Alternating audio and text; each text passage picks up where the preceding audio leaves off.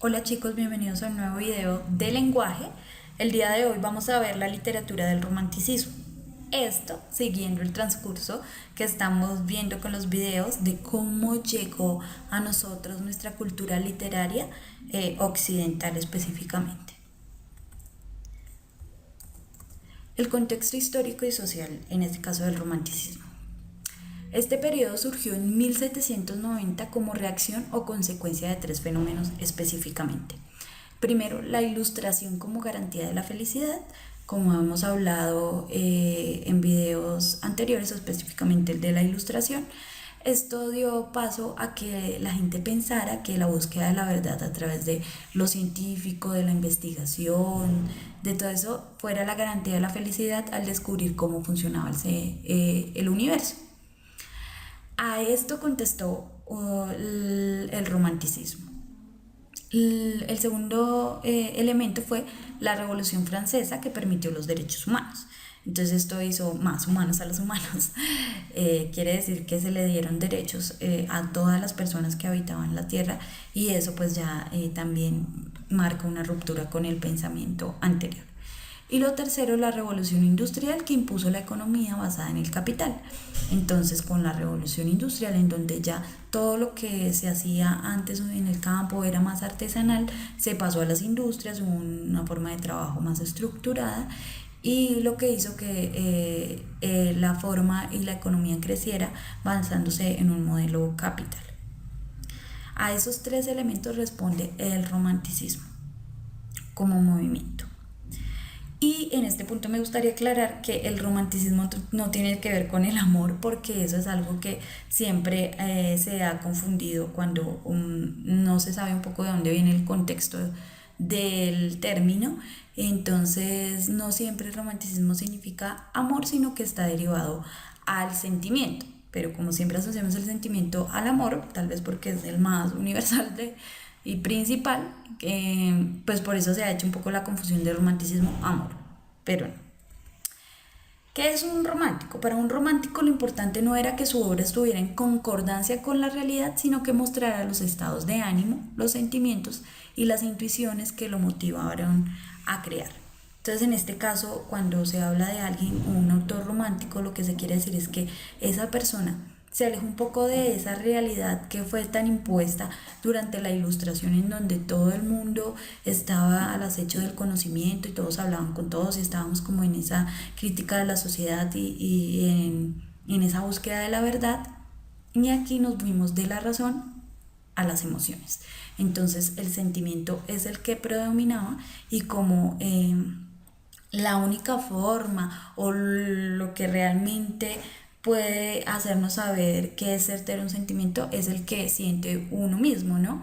Entonces eso hizo que estos autores románticos se encerraran un poco en su yo creativo y quisieran mostrar sus emociones plasmándolas a través de obras que se explicaban a través de la realidad que veían, muy importante en este caso la naturaleza. La naturaleza fue una forma de expresión total del romanticismo.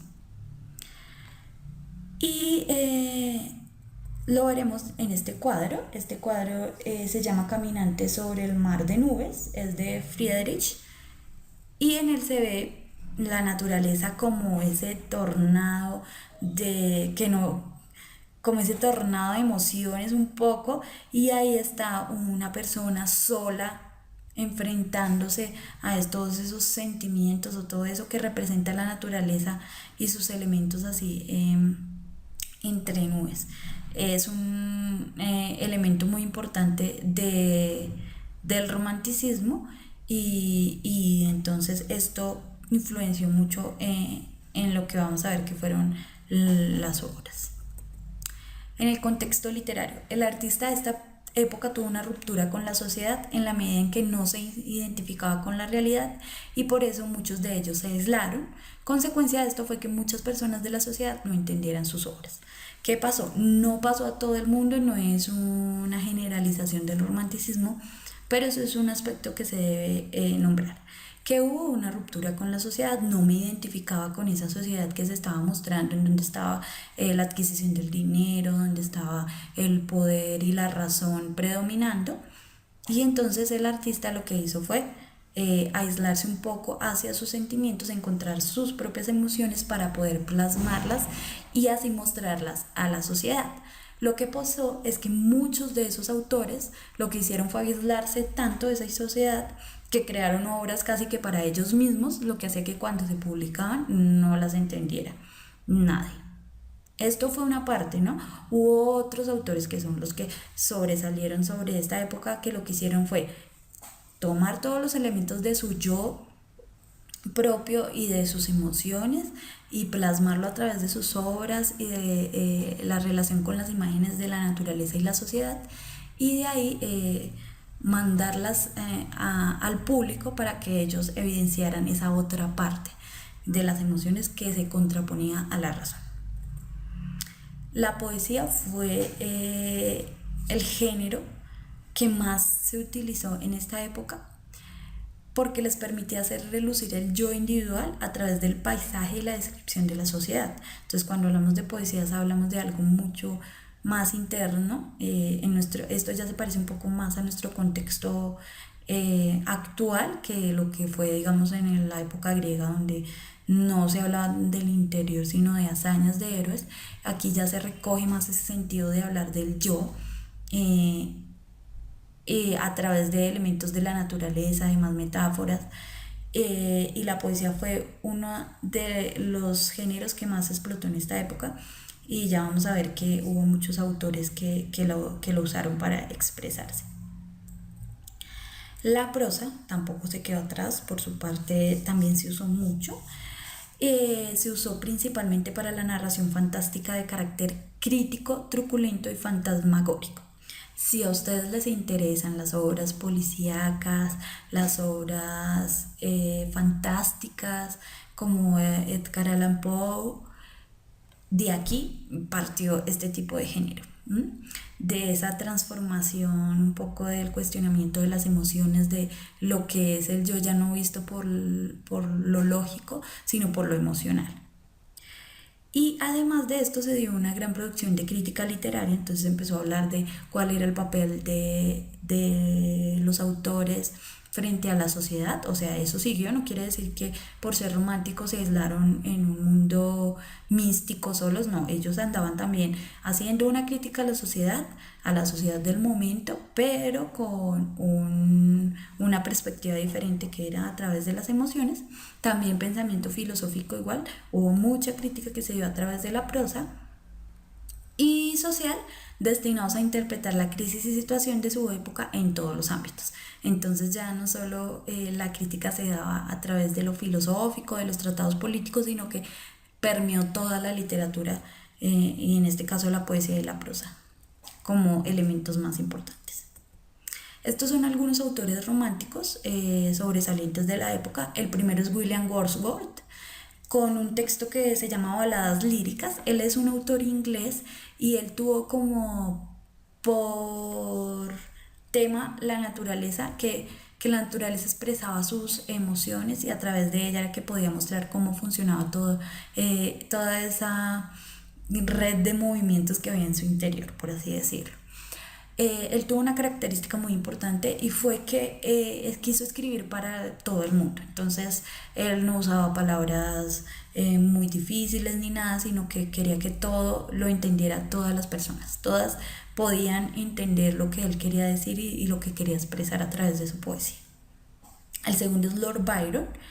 Él es un autor muy particular, tal vez se conoce más por sus problemas y como su comportamiento que por su obra, pero él también, a diferencia de Wordsworth, tenía un poco más de tenacidad y de crueldad en la forma en que hablaba de sus emociones y del hombre enfrentándose al mundo, a través claramente también de la naturaleza. Entonces ahí es como cuando quiero mostrarles que la naturaleza no es solo pasividad, sino también dureza, enojo, y todo eso es lo que ellos utilizaban para mostrar sus emociones. John Keats, Belleza y Verdad, Él hacía un poco una oda a todo lo que había sido el arte griego y clásicos de la literatura como y fue el latino y griego y expresaba todo eso a través de pues de la poesía y de la naturaleza o las formas del arte del hombre, como el arte también expresaba elementos emocionales. Ernst Theodor Hoffmann, El hombre de arena. Este autor es el de Relatos Fantásticos. El hombre de arena es un texto hermoso que les recomiendo que lean sobre el hombre enfrentándose a esos elementos fantásticos y como sobrenaturales y tratando de darles una explicación entre la razón que ya tenían y lo emocional. Y por último está Víctor Hugo con Los Miserables, donde se hace una crítica social a la forma en que se está dando toda esa sociedad de la pobreza y cómo se hizo esa revolución para darle un espacio a todas las personas y además cómo dentro de eso también están todas las emociones, no solo lo racional. Una obra también muy buena que recomiendo que lean. Entonces espero que esto les haya dado una perspectiva diferente de lo que es el romanticismo, que los invito a leer obras de este tipo para que conozcan buena literatura también. Y los escucharé, digo, me escucharán ustedes en un próximo video.